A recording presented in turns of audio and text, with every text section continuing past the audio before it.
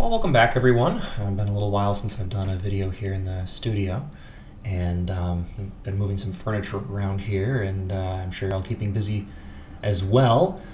I just wanted to remind you all that the bishops again have a website, usccb.org, coronavirus, and there's a prayer which I already have up on the channel, which you can take a look at. We can pray that together perhaps at the end.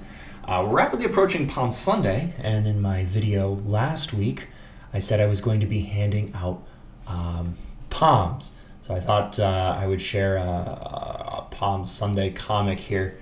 A little bit of humor, a little dark maybe, but a little bit of humor for all of you. And I sort of confused everyone when I did that announcement, because I said, hey, I'm going to be here and handing out palms to all of you. We could do like a drive-through, but I didn't give a time for that. So this week in the office, you're scrambling around. A lot of you are asking questions, what time, and handing all of that out. And since then, the situation has sort of rapidly evolved and moved along here. But the diocese shared an article first, which you may have already seen. It was in the Buffalo News, which I'm just going to put up here. Buffalo braces to become a coronavirus battleground, even as Cuomo seeks statewide help for New York City. And shares the experience of a pastor, a little bit different from a Catholic pastor. You know, I don't have children of my own, but I do have a family that I've been careful to avoid at home, siblings and so forth that could get sick, parents. And so it mentions kind of keeping all kinds of social distancing and so forth, but there was one thing that he didn't want to give up. One thing you don't give up easily. Sunday family dinner went on as scheduled on March 15th. 2 days later, Pridgeon's son, also a pastor, came down with flu-like symptoms. You can see where this is going. Needed to be hospitalized now with coronavirus. And over the past 2 weeks, Pridgeon, another of his sons, and his daughter also got sick, and his daughter is now being kept alive on a ventilator. So prayers certainly for them.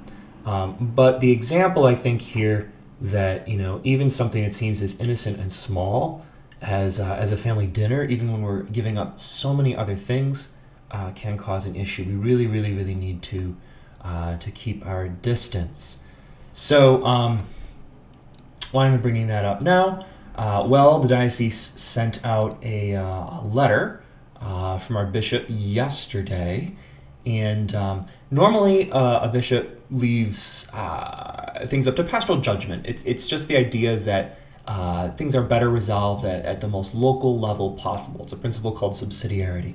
And if something is really important to get across, then it might be handled at a higher level. And so the bishop's letter here talks about Holy Week. And, you know, really talks about the importance of Holy Week, and trying to get that across to all of us, but also some of the changes that need to be taking place.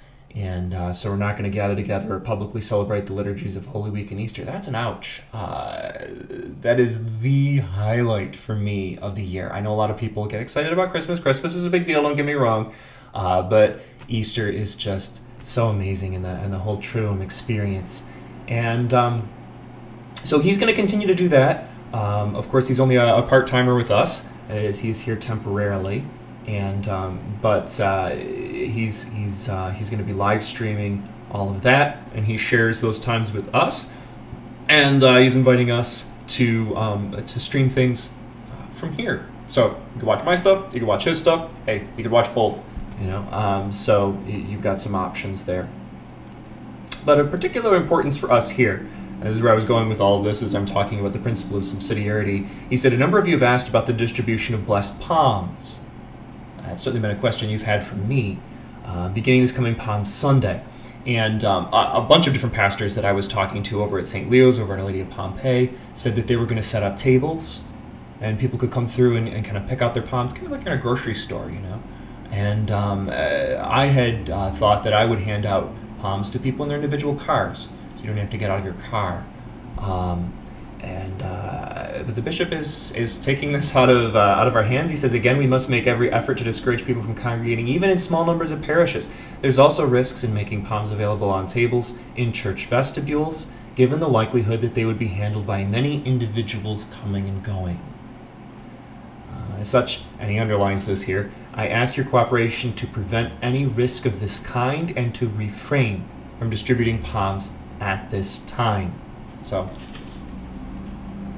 I got mine here. We have got so many more of these. And when all this is over, I hope to be able to get my palms in your palms. But he says, leaving the distribution of palms to varying discretion is simply not prudent in light of the difficulty of knowing how great the demand will be and how to effectively control the handling and distribution safely. So I sometimes am running low on food in the house, and then you gotta kind of brave the crowds at the grocery store. If any of you are running low on food, let us know. We'll see if we can work something out and help you out. That's a critical thing. You're gonna die if you don't get food. But going without palms, it's a sacramental. It's not as important as the communion that we're already going without. But a little bit more of this, and we'll all be back together again safely.